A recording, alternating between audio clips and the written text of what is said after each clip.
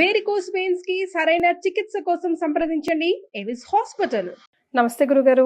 శ్రీమాత్రే నమః. శ్రీమాత్రే నమః. గురుగారు, ద్వాదశ రాశుల వారికి 2025 ఎలా ఉండబోతుంది అంటే క్లుప్తంగా చెప్పండి. మరో వీడియోలో మనం ఒక్కొక్క రాశికి ఎలా ఉండబోతుంది, జనవరి నెల అలా తెలుసుకుందాం. బట్ ఆన్ ది హోల్ ఎలా ఉండబోతుంది, వాళ్ళు ఏం చేస్తే బాగుంటుంది? ఇక్కడ ఫస్ట్ ఆఫ్ ఆల్ ఏంటంటే సంవత్సర ఫలితాలు ఎప్పుడు కూడా మనం చెప్పుకునేది ఉగాది చెప్పుకుంటాం, బట్ ప్లానింగ్ చేసుకుంటారు జనవరి టు డిసెంబర్ కాబట్టి చాలా మంది అడుగుతున్నారు కాబట్టి డేట్ క్యాలెండర్ మారుతుంటుంది కాబట్టి అయితే ఇక్కడ మనకి మేజర్ ప్లానెట్స్ ఏవైతే ఉంటాయో అందులో 2 ఛాయాగ్రహాలు, రెండేమో జీవ కర్మగ్రహాలు. అంటే జీవుడి యొక్క గ్రహం గురువు, కర్మగ్రహం సాటర్న్. ఇవి మారుతున్నాయి 2025లో. 29th మార్చ్ నుంచి శని భగవానుడు కుంభం నుంచి మీనంలోకి వెళ్తున్నాడు. ఒకటి. రెండవది రాహుకేతువులు మే 30 వరకు మనకి మీనము అండ్ కన్యారాశుల్లో ఉండి కుంభ అండ్ సింహరాశిలోకి మారుతున్నాడు. అండ్ జూపిటర్ ఇప్పుడు ప్రజెంట్ మనకి వృషభ రాశిలో ఉండి మిథునంలోకి వెళ్తుంది మే 15కి. సో దీనికంటే ముందు తర్వాత ఉంటుంది ప్రతి రాశికి కూడా. ఇక్కడ మీరు ప్రధానంగా మేషం తీసుకున్నారు అనుకోండి, శని తీసుకుందాం. శని తీసుకుంటే ఎప్పుడైతే మీకు ఈ శని భగవానుడు మార్చి 29వ తేదీకి మారుతున్నాడు, మారకముందు అన్ని రకాల లాభాలు ఇస్తాడు, కాకపోతే కొంత స్ట్రెస్తో కూడిన లాభం ఇస్తాడు. మారిన తర్వాత తీసుకోవాల్సిన జాగ్రత్త ఏంటంటే వీళ్ళు పర్టికులర్గా మారిన ఒక 2 months అంటే మార్చ్ ఎండింగ్లో మారుతున్నాడు, మే ఎండింగ్ వరకు కొంచెం ఇన్వెస్ట్మెంట్స్ విషయంలో చాలా జాగ్రత్తగా ఉండాలి. దాని తర్వాత కూడా ఎందుకంటే సహజంగా వీళ్ళు ఏలినాటి శని అంటుంటారు కదా, ఏలినాటి శనిలో మేషం వారు ఇన్వెస్ట్మెంట్స్ చేసేటప్పుడు జాగ్రత్తగా ఉండాలి పర్టికులర్ గా. అండ్ మరి జూపిటర్ మనకి ఉంటున్నాడు కదా 2వ స్థానంలో, అంటే ధనయోగాన్ని ఇస్తుంది. జూపిటర్ 2వ స్థానం ఎప్పుడు కూడా ఆల్వేస్ ఏదో రూపంలో మీకు డబ్బులు ఇస్తుంది. మరి మే 15కి జూపిటర్ మారిపోతాడు కదా వీళ్ళకి. అంటే ఇది మారడం వల్ల కలిగే ఫలితం ఏమిటి అంటే పర్టికులర్గా కొన్ని కొత్తగా కొంతమంది పరిచయాలు, ఆ పరిచయాల వల్ల మీకు బాగుండడం జరుగుతూ ఉంటుంది.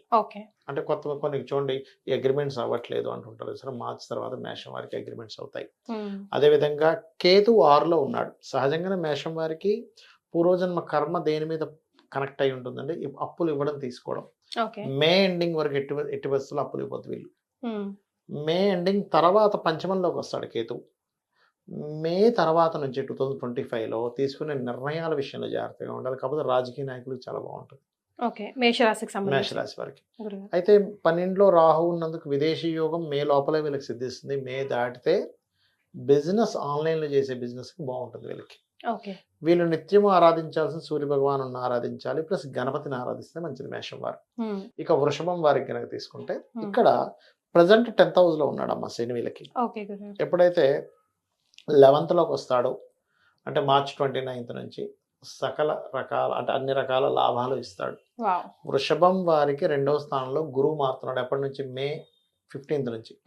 మే 15th నుంచి వీళ్ళు చేసే బిజినెస్ లో సక్సెస్ రేట్ పెరుగుతుంది. కాకపోతే వీళ్ళు ఏదైనా ప్రాపర్టీ తీసుకోవాలి అంటే మే ఎండింగ్ లోపలే తీసుకోవాలి. మే ఎండింగ్ దాటిన తర్వాత 4లోకి అయితే ఉంటున్నాడుగా, రాంగ్ డెసిషన్స్ తీసుకుంటారు. ప్రాపర్టీ కావచ్చు, ఏదైనా విద్యా సంబంధించి నేర్చుకునే కావచ్చు, ఏదైనా మే ఎండింగ్ లోపలే చేయాలి ఈ పనులు మాత్రం. అదేవిధంగా software companies jobs, software related వారికి మే ఎండింగ్ తర్వాత బాగుంది. జాబ్స్ రిలేటెడ్ అంటే విదేశాలకు వెళ్ళి ఉద్యోగం చేయడం ఇట్లాంటి వాటిల్లో. అండ్ వ్యాపారస్తులు కూడా బాగుందని చెప్పుకోవచ్చు. ఇక వీళ్ళకి నిత్యము చేయవలసిన దేవతారాధన మే వరకు కేతు పంచమంలో ఉంటున్నాడు కాబట్టి గణపతిని, మే తర్వాత విష్ణువు కలిపి చేసుకుంటే చాలా మంచిది. సూపర్. ఇక మిథునం వారికి కనుక చూసుకుంటే ఫస్ట్ ఆఫ్ ఆల్ ఇక్కడ మీకు 9లో ఉన్నాడు ఇప్పుడు ప్రజెంట్ శని. మార్చి 29వ తేదీకి 10లోకి వస్తాడు. 10లోకి రావడం వల్ల ఏమిటి అంటే చేంజింగ్ సబ్ జాబ్ ఇస్తాడు మిథునం వారికి. Positive way or negative? Both. ఎందుకంటే ఇక్కడ మీకు మనం గురువుని కూడా పరిశీలన చేసుకోవాలిగా. అందుకని గురువు కూడా మే నుంచి వస్తున్నాడు ఇందులోకి, లగ్నంలోకి. అందుకని ఏంటి, వర్క్ స్ట్రెస్ పెరుగుతుంది, కొత్త జాబ్స్ వస్తాయి, మార్పులు ఉంటాయి. కాకపోతే వీళ్ళు రాహు దశమంలో ఉన్నాడు కదా, వీళ్ళు ఏదైనా విదేశీ సంబంధించినటువంటిది ఉద్యోగాలు ఏమున్నా మే 30 లోపలే చేసుకోవాలి. మే 30 దాటింది అంటే మాత్రం విదేశాలకు ఉద్యోగం కోసం పనికిరాదు, కానీ చదువుకోవడానికి పనికి వస్తుంది, రీసెర్చెస్ పిహెచ్డీస్ చేయడానికి పనికి వస్తుంది. వీళ్ళు ఎటువంటి ప్రాపర్టీ అయినా మే తర్వాతే కొనాలి, మే లోపల కొనకూడదు. బికాస్ ఆఫ్ 4వ స్థానంలో కేతు ఉన్నాడు. ప్రాపర్టీ కావచ్చు ఏదైనా కానీ మే తర్వాత మాత్రం అగ్రిమెంట్స్ చేసే విషయాలు జాగ్రత్తగా ఉండాలి. ఇది మెయిన్గా గుర్తుపెట్టుకోండి. ఎనీ అగ్రిమెంట్, గవర్నమెంట్ కాంట్రాక్ట్స్ కావచ్చు, సహోదర వర్గానికి అండ్ తండ్రికి ఉండే కొన్ని ఉంటాయి కొన్ని వీలునామాలు రాసే విషయాలు, ఇటువంటి విషయాలు జాగ్రత్తగా ఉండాలి. వీళ్ళు ఎక్కువగా లలితా అమ్మవారి యొక్క ఆరాధన చేసుకుంటే మంచిది. ఓకే. వీళ్ళకి ఎంత లలిత చేసుకుంటే అంత మంచిదమ్మా వీరికి. ఓకే గురుగారు. కర్కాటకం వారికి గనక చూసుకున్నట్లయితే ప్రజెంట్ వీళ్ళకి అష్టమ శని నడుస్తుంది అనేటువంటిది ఉంది. జస్ట్ ఇది మార్చి 30వ తేదీ నుంచి, మార్చి 29వ తేదీ నుంచి తగ్గిపోతుంది వీళ్ళకి. సో ఎక్కడి నుంచి ఏంటంటే లేట్ అవుతున్న విషయాలన్నీ కూడా కొంచెం ఫాస్ట్ అవుతాయి వీళ్ళకి మార్చి 29వ తేదీ నుంచి, ఎప్పుడైతే భాగ్యంలోకి శని వెళ్తాడు. కాకపోతే భాగ్యంలో శని వెళ్ళిన తర్వాత కొంచెం హైయర్ ఎడ్యుకేషన్ చేసే వాళ్ళకి మాత్రం కొంచెం స్ట్రెస్ ఉంటుంది తండ్రి గారికి హైయర్ ఎడ్యుకేషన్ విషయంలో. కాకపోతే వీళ్ళకి రాహుకేతువులు మే 30 వరకు నవమ స్థానంలో రాహు ఉన్నందుకు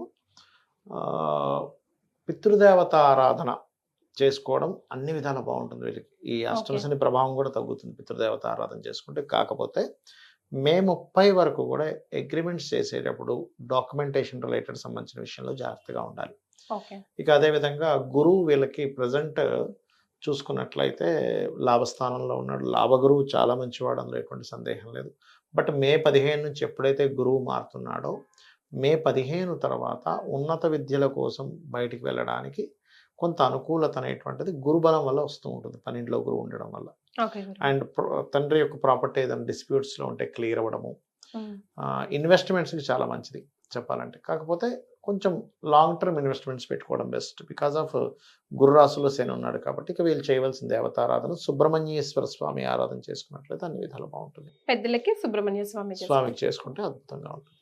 ఓకే గురుగారు. ఇక సింహం గనక చూసుకున్నట్లయితే సింహం వారికి ప్రజెంట్ 2లో కేతు ఉన్నాడు. ఇది మే 30 వరకు ఉంటాడు.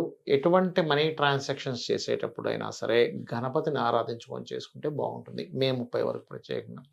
మే 30 తర్వాత ఎప్పుడైతే రాశిలో కేతు సంచరిస్తుంటాడో ఈ కాంబినేషన్ అనేది కొంచెం ఆధ్యాత్మికం వైపు బాగా వెళ్తారు.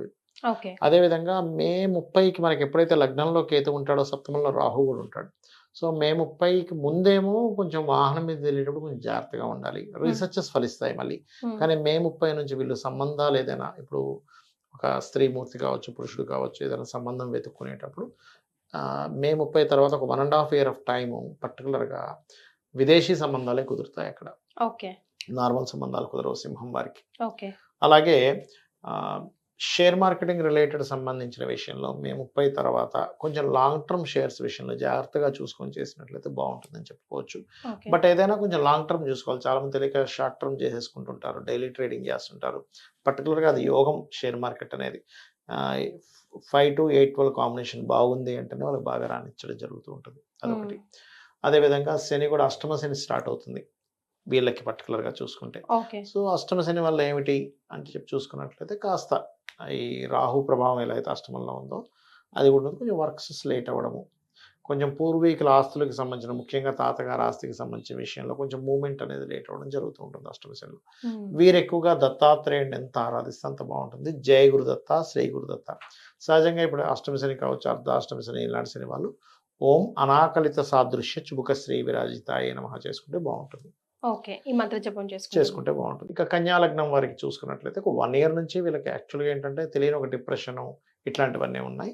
వీరు గనక ఇక్కడ గణపతిని ఆరాధించుకుంటూ గణపతి ప్లస్ వెంకటేశ్వర స్వామి ఆరాధన చేసుకున్నట్లయితే ఖచ్చితంగా బాగుంటుంది. కాకపోతే ఈ డిప్రెషన్ ఇదంతా కూడా మే 30వ తేదీకి తగ్గిపోతుంది, పనిలోకి వెళ్తాడు. సో మే 30 నుంచి వీళ్ళు తీసుకోవాల్సిన జాగ్రత్త ఏంటంటే తండ్రి గారి ఆస్తికి విషయంలో జాగ్రత్తగా ఉండాలి. తండ్రి గారి ఆస్తి విషయంలో ఏదైనా చిన్న చిన్న డిస్ప్యూట్స్ వస్తాయి. అదేవిధంగా ఇప్పుడు లగ్నంలో కేతు ఎలా అయితే ఉన్నాడో సప్తమంలో రాహు ఉంటాడు. పార్ట్నర్షిప్స్ కావచ్చు, లేనట్లయితే ఏదైనా ఒక బిజినెస్లో ఎవరైనా కలవాలనుకునేవారు విదేశీయులు కలుస్తారు. వీళ్ళకి సంబంధం రావడం కూడా విదేశీ సంబంధాలు వస్తాయి. కాకపోతే ఎప్పుడైతే వీళ్ళకి మే 30 వస్తుందో 6లో వచ్చే రాహు, 6లో ఉండే రాహు శత్రువుపై జయాన్ని, బిజినెస్ కాంపిటీషన్లో ఎదుర్కోవడం అనేటువంటిది ఇస్తాడు ఇక్కడ చూసుకున్నట్లయితే. ఇక గురువు దశమంలో ఉంటాడు. ఎప్పటి నుంచి? మే 15 నుంచి. మే 15వ తేదీ నుంచి వీళ్ళకి జీవిత భాగస్వామి పేరు మీద ఏదైనా ప్రాపర్టీ తీసుకోవడము, అలాగే జీవిత భాగస్వామికి కూడా ఏదైనా ఉద్యోగ సంబంధించిన విషయాల్లో అనుకూల వాతావరణం జరగడం జరుగుతుంది. ఇక వీళ్ళు ఎక్కువగా వెంకటేశ్వర స్వామి, గణపతి చేసుకుంటే అన్ని విధాలు బాగుంటుంది.